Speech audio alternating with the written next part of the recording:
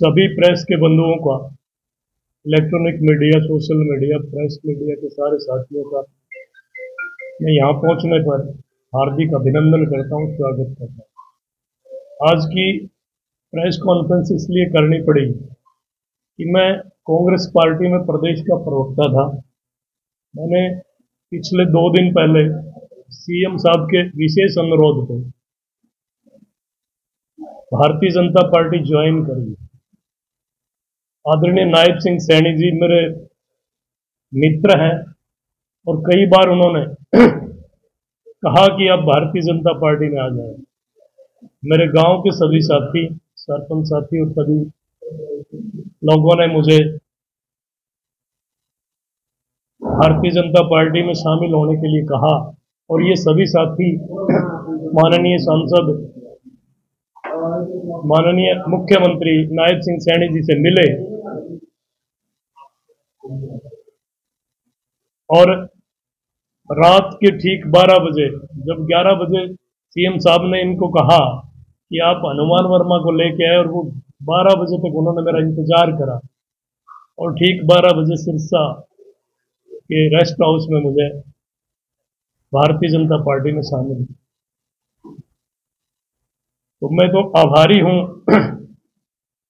Bharatiya Janata party के शीर्ष नेतृत्व का कि पहली बार हरियाणा प्रदेश में जब से हरियाणा बना तब से जो दलित पिछड़े जो लोग हैं उनको कभी मुख्य धारा से नहीं जोड़ा गया।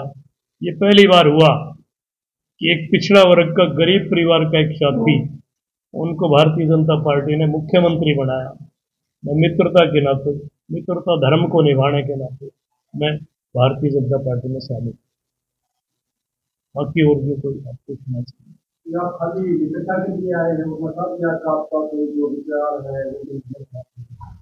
एक्चुअल में मैंने कहा कि जिस तरीके से भारतीय जनता पार्टी ने पिछड़ा वर्ग पर विश्वास किया और उन्हें मुख्य धारा में जोड़ने का काम किया। जहां हम कांग्रेस की अगर बात करें तो कांग्रेस में हमारी बात चलती थी, दीपक बावरिया जी से भी बहुत बार बात हुई। उन्होंने कहा था कि हरियाणा प्रदेश में एक टिकट हम अति पिछड़ों को देंगे। जब हमने उनसे एक बात करी कि अति पिछड़ों की सबसे ज्यादा संख्या हिसार में बढ़ती है, आप अति पिछड़ों की ये टिकट हिसार में दें, तो उन्होंने बार बार आश्वासन दिया था, अब चिंता ना करें, हम एक टिकट जरूर देंगे।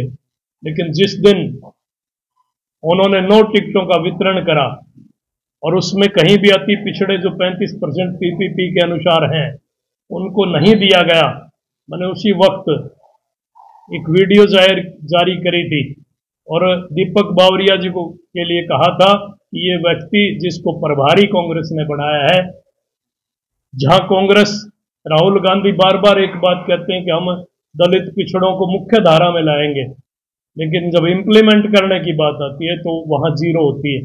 चाहे राजस्थान चुनाव की बात करें, चाहे अब हरियाणा प्रदेश के चुनाव की बात करें, ऐसा कुछ भी नहीं है।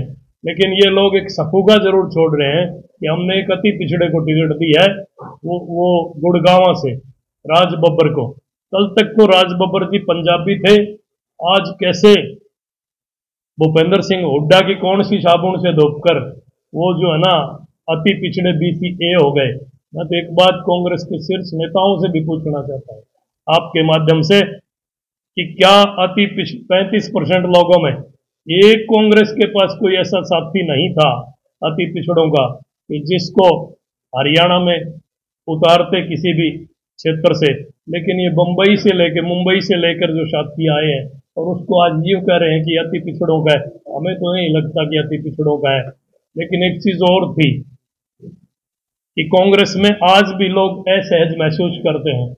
जिस तरीके से कांग्रेस में गुटबाजी है, अगर हुड्डा के पास चले जाए तो SKR नाराज हो जाता है, और अगर SKR के पास चले जाए तो फिर हुड्डा साहब नाराज हो जाते हैं। तो आम कार्यकर्ता अपने आप को असहज महसूस करता है कि किसके पास जाए। ये लोग तो आपस में लड़के अपनी टिकटें पा जाते हैं, लेकिन उन कार्यकर्ताओं का क्या हो जो पार्टी के समर्पित कार्यकर्ता थे, उनकी अनदेखी इस पार्टी में हो रही है। ये भी एक मुख्य कारण था। कांग्रेस से नाराज होकर आप उतर रहे हो क्या? ऐसा है, नाराजगी की बात नहीं है। अब जिस पार्टी में अगर आप लोग सारे जाते हैं, जब भूपेंद्र सिंह हुड्डा जी आते हैं या किरण चौधरी जी आते हैं, आप देखें इस तरीके से अगर शैलजा जी आएगी तो हुड्डा वाले नहीं आ रहे। तो कांग्रेस में जब गुट बने हुए हैं और ये लोग ही अगर यूं करते हैं तो फिर आम कार्यकर्ता क्या करें। मैंने बहुत बार देखा कि इनकी स्टेज पे भी कभी प्रोटोकॉल का कोई मामला नहीं है, वहां पदाधिकारियों की कोई इज्जत नहीं करी जाती, वहां तो इनके लोग हों।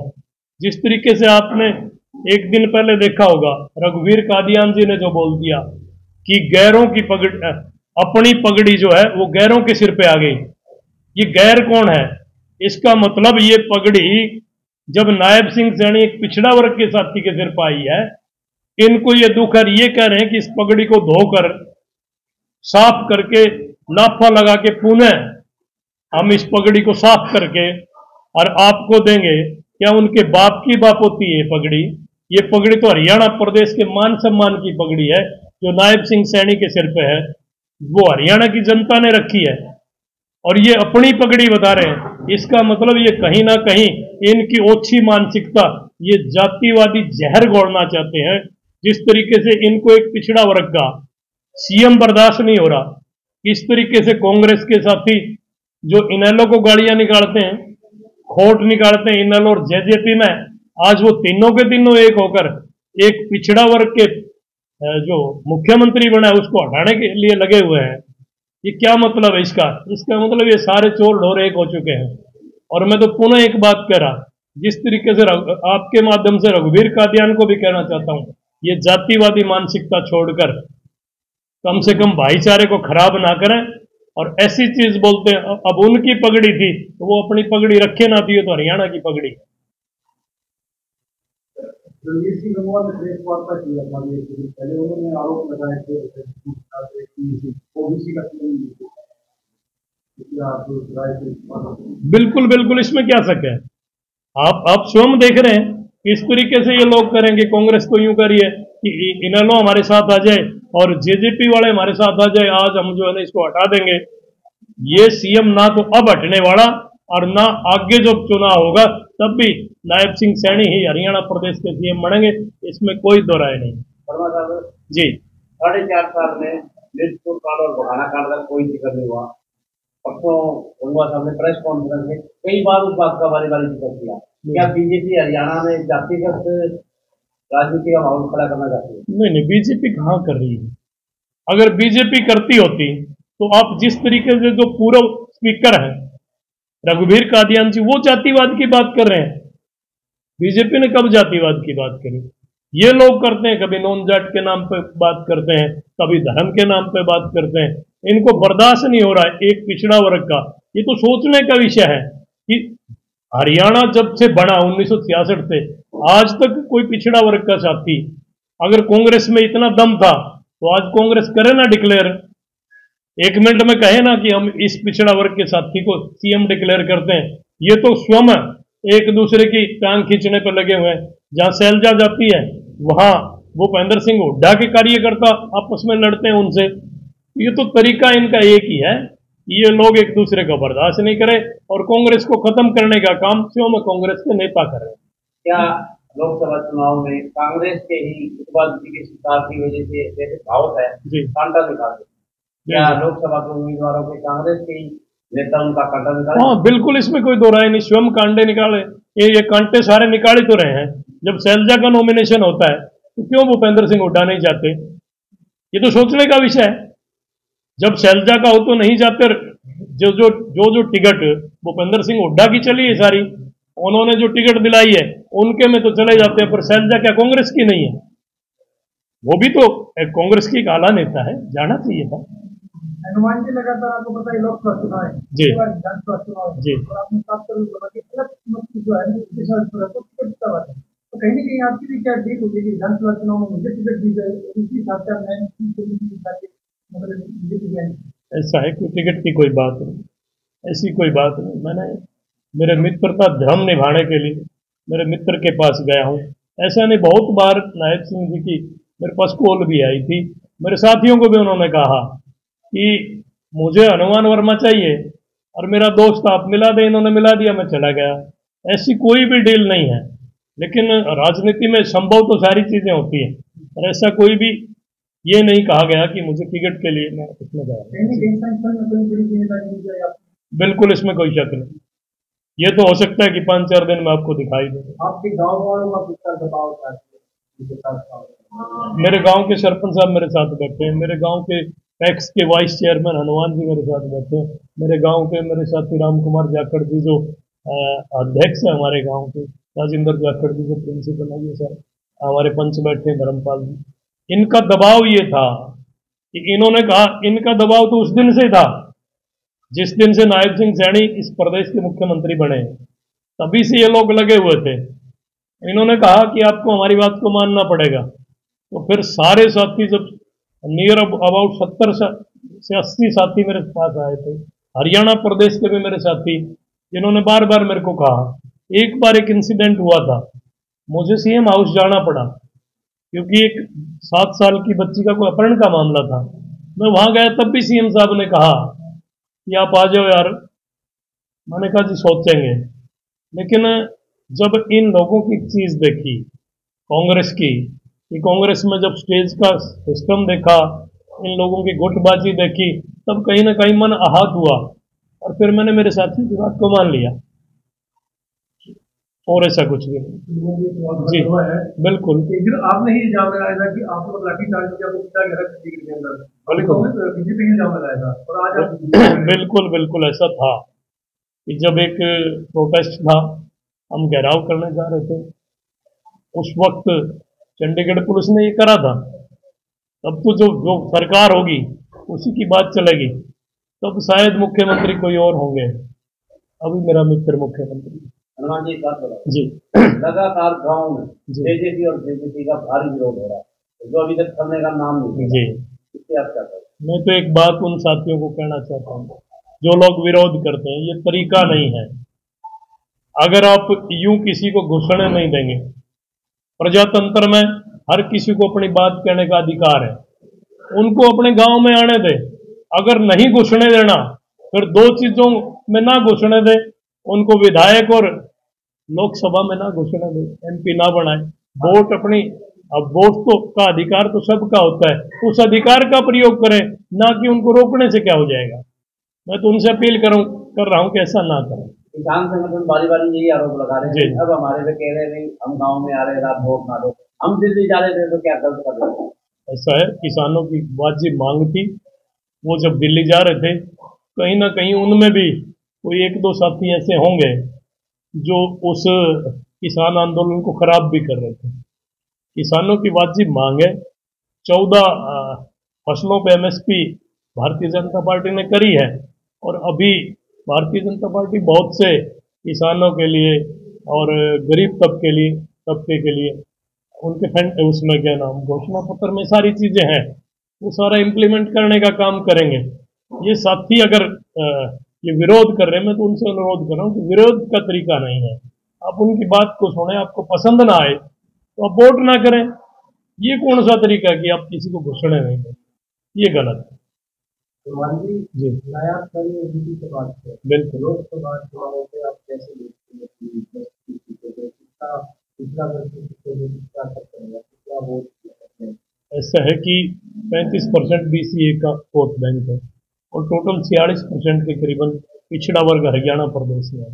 जिस दिन नायब सिंह सैनी को हरियाणा प्रदेश का मुख्यमंत्री बनाया गया, इसमें कोई दो राय नहीं है कि जो वोट बैंक कांग्रेस की तरफ और अन्य दलों की तरफ पिछड़ा वर्ग का था, वो अब मूव करके भारतीय जनता पार्टी की तरफ मूव कर चुका है। इसमें कोई दो राय नहीं, क्योंकि नायब सिंह सैनी को जितना मैंने देखा है, बहुत बार मेरे साथ मेरे घर भी आए नायब सिंह सैनी की, जो सौम्य स्वभाव उनका है, गुस्से नाम की उनमें कोई चीज नहीं है। और फिर एक एक्सपीरियंस होल्डर है, क्योंकि पहले वो मंत्री थे हरियाणा सरकार में, फिर एमपी बने और अब उनको मुख्यमंत्री बनाया है। तो वो अपने एक्सपीरियंस के तहत इस हरियाणा प्रदेश को नए आयाम देने का काम करेंगे। और जहां तक पिछड़ा वर्ग की बात है, जब उन्हें मुख्य धारा से जोड़ा गया है, तो वो भी अपने साथियों को विशेष तौर पर मुख्य धारा से जोड़ने का काम करेंगे। तो आपने ज्वाइन कब किया? मैंने 2 दिन पहले सिरसा में रात को 12 बजे ज्वाइन किया, और जब मैं 12 बजे पहुंचा उनके पास, जिस तरीके से उनका व्यवहार था, इस तरीके से उन्होंने मेरे साथियों के सामने मेरा स्वागत किया जप्फी पा के। और फिर सुबह जब प्रेस कॉन्फ्रेंस थी, उन्होंने विशेष तौर पे मुझे अपने साथ बैठाया और ये दिखाने का काम करा पूरे हरियाणा प्रदेश को कि हनुमान वर्मा उनका मित्र है, और मित्रता के नाते उन्होंने मुझे अपने साथ बैठाने का। जैसे जैसे इलेक्शन नजदीक आ रहा है, पुरानी बातें इसमें ग्रीन ब्रिगेड का भी जिक्र हो रहा है। दूसरा आपसे जानना चाहूंगा कि जो कैंडिडेट रवि लोकसभा से रणजीत सिंह की रवि के बारे में आपसे क्या कहना है? ऐसा है, जो ग्रीन ब्रिगेड की आप बात करते हैं, मेरे मुंह से क्यों कहलाते हैं? ग्रीन ब्रिगेड का मुखिया जो था वही तो चुनाव लड़ रहा है, कोई दूसरा तो नहीं लड़ रहा कांग्रेस की तरफ से, क्योंकि सबको पता है जयप्रकाश जी उस वक्त जो चौधरी देवीलाल के साथ, ओम प्रकाश चौटाला जी के साथ थे, जो अब पुरानी बातें कर रहे हैं। अब अगर मैं बात करूं तो सबको पता होगा कि आज तो एंड्रॉयड फोन भी आ गए हैं, मोबाइल फोन का जमाना है, लेकिन पहले जब लैंडलाइन फोन हुआ करते थे, एक बात चलती थी कि अफसर को तो जरूर धमकाते थे जयप्रकाश जी, लेकिन वो लीड निकाल दिया करते थे, तार निकाल के बात करते थे। ऐसी बातें मैं नहीं, पूरा हरियाणा प्रदेश बोल रहा है। तो आज रणजीत सिंह की अगर बात करें तो एक सभ्य कैंडिडेट बीजेपी ने दिया है, इसमें कोई दो राय नहीं। और रणजीत सिंह चौधरी देवीलाल के नक्शे कदमों पर चलने वाले साथी हैं। अब अन्य की बात करें तो जिस तरीके से आपने देखा होगा, अभय सिंह चौटाला जी कह रहे थे कौन नायब सिंह सैनी, नायब सिंह सैनी तो हरियाणा का मुख्यमंत्री नहीं है। तो मैं तो अभय जी से पूछ रहा हूं, फिर कौन मुख्यमंत्री है हरियाणा प्रदेश का? आपके ना मानने और ना मानने से क्या नायब सिंह सैनी हरियाणा का मुख्यमंत्री नहीं रहेगा? वो तो आज भी मुख्यमंत्री है और आने वाले विधानसभा में भी यही हरियाणा प्रदेश की कमान को संभालेंगे, इसमें कोई दो राय। क्या मान के चल रहे हैं लोकसभा पे इलेक्शन कैसा रहने वाला है? हिसार में रणजीत सिंह बढ़िया वोटों से जीतेंगे, इसमें कोई दो राय नहीं। और भारतीय जनता पार्टी 10 की 10 लोकसभा क्लीन स्वीप करेंगे, इसमें कोई शक नहीं। शहर में चर्चा चल रही है कि ये डमी जो होती है वो तो कहने को कोई कुछ कह दे, ये तो लोगों की मुंह की बात है। अब डम्मी किसको कहते हैं मुझे तो समझ में नहीं आता। जो लोग खुद डम्मी बनाते थे वो भी देख लें। अगर मैं कांग्रेस की बात करूं तो फिर जब कांग्रेस का प्रधानमंत्री जो था मनमोहन सिंह जी, वो क्या थे? ये आज नायब सिंह सैनी को डम्मी बता रहे हैं। वही लोग बोलते हैं डम्मी जो ऐसा काम करते हैं। हमारा हरियाणा प्रदेश का मुख्यमंत्री कोई डम्मी नहीं है। होली सोली अगर कोई मुख्यमंत्री है तो नायब सिंह सैनी है, और वो भारतीय जनता पार्टी ने बनाया है। और एक बड़ी बात है कि उन्होंने 1 मिनट में अपना सीएम चेंज कर दिया, जबकि जो सीएम थे उनको ही नहीं पता था कौन सीएम बनने जा रहा है। यहां तक अनिल विज जी बोल रहे थे कि मुझे नहीं बताया गया। इसका मतलब भारतीय जनता पार्टी किसी भी आम कार्यकर्ता को कितनी बड़ी जिम्मेवारी दे सकती है, इसका अंदाजा इस बात से लगाया जाता है कि नायब सिंह सैनी को हरियाणा का मुख्यमंत्री बनाया है। इसमें कोई दुराय नहीं। ये 46% लोगों को प्रतिनिधित्व देने का काम भारतीय जनता पार्टी ने किया है। कोई डम्मी नाम की कोई चीज नहीं है। ऐसे डम्मी फम्मी तो सारे कांग्रेस में चलते हैं और कहीं नहीं चलते।